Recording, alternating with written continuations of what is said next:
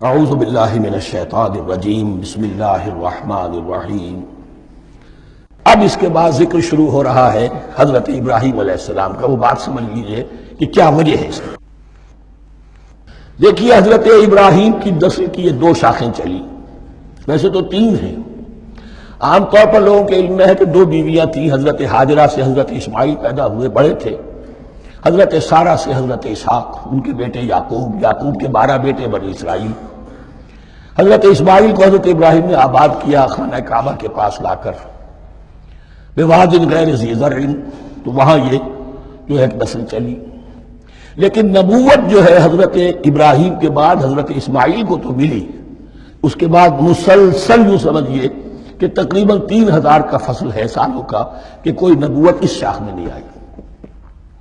نبوت کا سلسلہ چلا دوسری شاخ میں، حضرت یعقوب، حضرت اسحاق، حضرت یعقوب، حضرت یوسف، چلتے جائیے، اور پھر حضرت موسیٰ اور ہارون سے شروع ہو کر حضرت عیسیٰ اور یحییٰ تک 1400 برس مسلسل۔ اگرچہ تیسری شاخ بھی تھی، بنو قطورہ کہلاتے، تیسری اہلیہ آپ کی تھی قطورہ۔ بنی قطورہ میں سے ان کی اولاد بڑی کثیر تھی، ان میں سے ایک مدین تھے، مدین یا مدیان، ان میں حضرت شعیب کی بعثت ہوئی تھی۔ حضرت شعیب بھی حضرت ابراہیم کی نسل میں سے ہیں، لیکن بنی مدیان میں سے۔ بہرحال اب چونکہ حضور کی بعثت ہوئی بنی اسماعیل میں، ادھر بنی اسرائیل ہیں جن سے یہ خطاب ہو رہا ہے، سابقہ امت مسلمہ، اور اب یہ امامت الناس منتقل ہونے والی ہے بنی اسرائیل سے بنی اسماعیل کو۔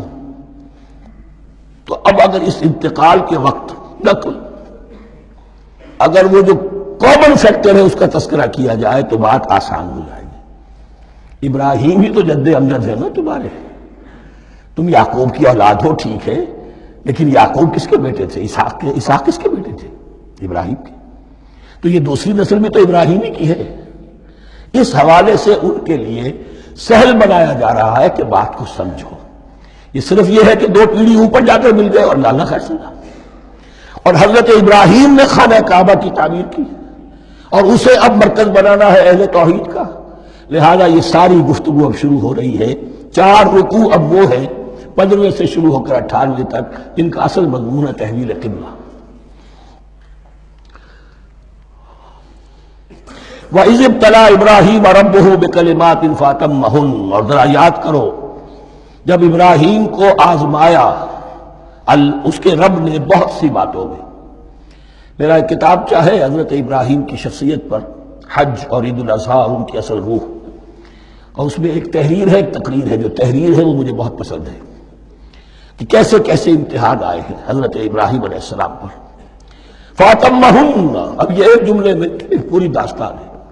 اس نے ان سب کو پورا کیا، سب میں پاس ہو گیا، ہر امتحان سے کامیابی کے ساتھ، with flying colors، ہر امتحان سے نکلے۔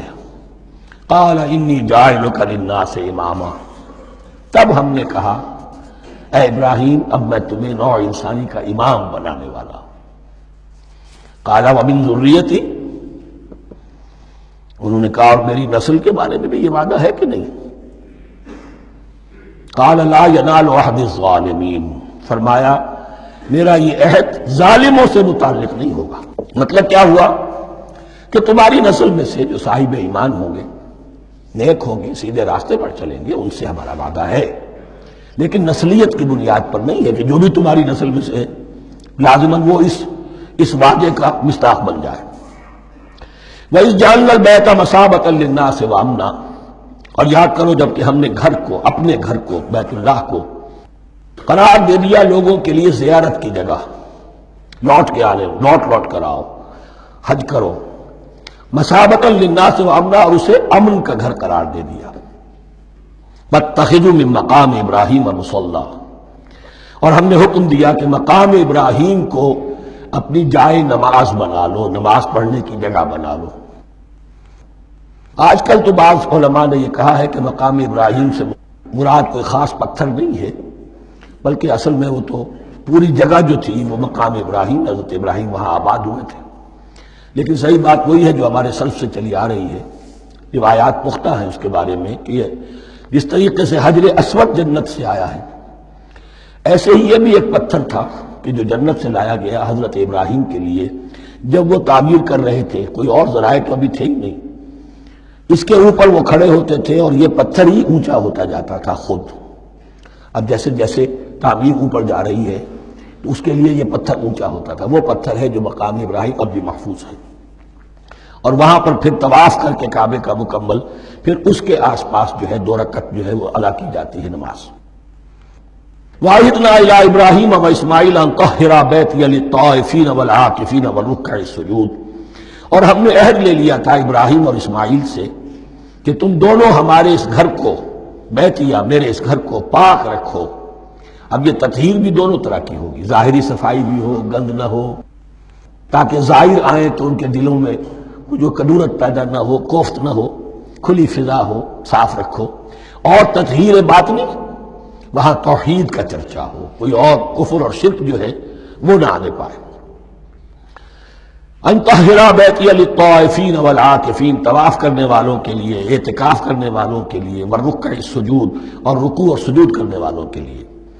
وَإِذْ قَالَ إِبْرَاهِيمُ رَبِّ اجْعَلْ هَٰذَا بَلَدًا آمِنًا وَارْزُقْ أَهْلَهُ مِنَ الثَّمَرَاتِ مَنْ آمَنَ مِنْهُمْ بِاللَّهِ وَالْيَوْمِ الْآخِرِ.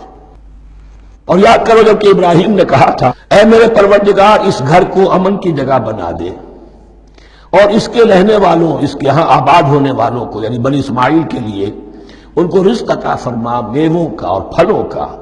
من آمن منہم باللہ والیوم الآخر.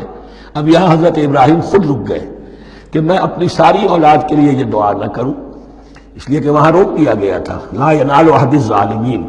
تو جو بھی ان میں سے ایمان اور عمل صالح والے ہوں اور یوم آخر پر ایمان رکھتے ہوں، اجعل هذا البلد آمنا وارزق اهله من الثمرات من آمن منهم باللہ والیوم الآخر.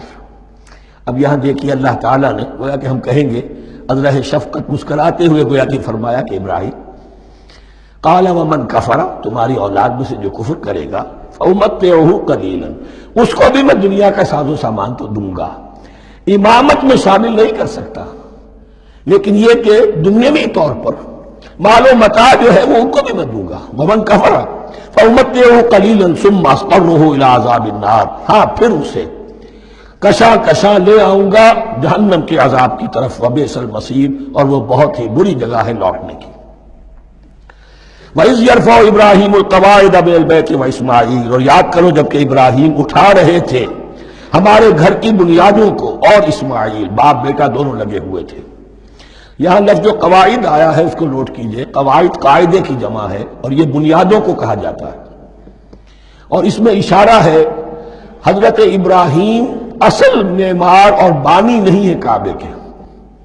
کعبہ بنایا ہے حضرت آدم نے. ان اول بیت وضع للناس للذی بمکہ، پہلا گھر. اب کیسے ممکن تھا حضرت آدم علیہ السلام کے زمانے سے لے کر اور حضرت ابراہیم تک کم و بیش جو ہے 4000 برس ہے. عام اندازہ جو ہے تورات کا اگر آپ لگائیں تو کوئی مسجد نہیں بنی ہوگی کیا؟ یہ پہلا گھر ہے، پہلا وہ گھر خدا کا. تو اس کی بنیادیں رہ گئی تھی، باقی وہ امتداد زمانہ سے، اور چونکہ یہ سیلاب کا راستہ تھا، سیلاب کی وجہ سے وہ سب جو ہے دیواریں بہہ گئی تھی، صرف بنیادیں تھیں. ان بنیادوں کو پھر وَإِذْ بَوَّأْنَا لِإِبْرَاهِيمَ مَكَانَ الْبَيْتِ، یہ سورہ حج میں جا کر مضمون تفصیل سے آئے گا. اب میں آئے گا کہتا ہوں، آ چکا ہے حقیقت کے اعتبار سے، اس لیے کہ یہ ساری مکی صورتیں ہیں جو نازل ہو چکی ہیں سورہ بقرہ سے بہت پہلے. تو جب وہ ان بنیادوں کو اٹھا رہے تھے تو دعائیں مانگ رہے تھے. ربنا تقبل منا انک انت السمیع العلیم، اے رب ہماری اس کوشش کو، ہماری اس مشقت کو، محنت کو قبول فرما. باہر گھر بنا رہے ہیں، پتھر اٹھا اٹھا کر لا رہے ہیں. حضرت اسماعیل کی عمر اس وقت لگ بھگ 13 برس ہے، ہاتھ بٹا رہے ہیں. ربنا تقبل منا انک انت السمیع العلیم، اے رب ہماری اس کوشش کو شرف قبول عطا فرما، یقیناً تو سب کچھ سننے والا اور جاننے والا ہے. ربنا وجعلنا مسلمین لک، اور اے رب ہمیں اپنا فرما بردار بنائے رکھ. نوٹ کیجئے ابراہیم کہہ رہے ہیں. تو میں اور آپ اگر مطمئن ہو جائیں کہ میری موت لازماً حق پر ہوگی تو بہت بڑا دھوکہ ہے. ڈرتے رہنا چاہیے، اللہ کی پناہ طلب کرتے رہنا چاہیے. ربنا وجعلنا مسلمین لک، اے اللہ ہم دونوں کو اپنا فرما بردار بنائے رکھ. ومن ذریتنا امۃ مسلمۃ لک، اور ہم دونوں کی نسل میں سے اٹھائیو برپا کی جو ایک امت جو تیری فرما بردار امت ہو۔ وارنا مناسکنا، اور اے پروردگار تیرا گھر تو ہم نے یہ بنا دیا، اب اس کے جو رسومات ہیں وہ ہمیں سکھا، جو مناسک حج ہیں، ارنا مناسک، اب کیسے حج کریں، کیا آداب ہوں گے، طواف کیسے ہوگا، کیا کریں گے۔ وتب علینا، اور ہم پر اپنی شفقت کی نظر فرما، انک انت التواب الرحیم، یقیناً تو ہی ہے بہت ہی زیادہ توبہ کا قبول فرمانے والا اور شفقت کے ساتھ رجوع کرنے والا اور رحم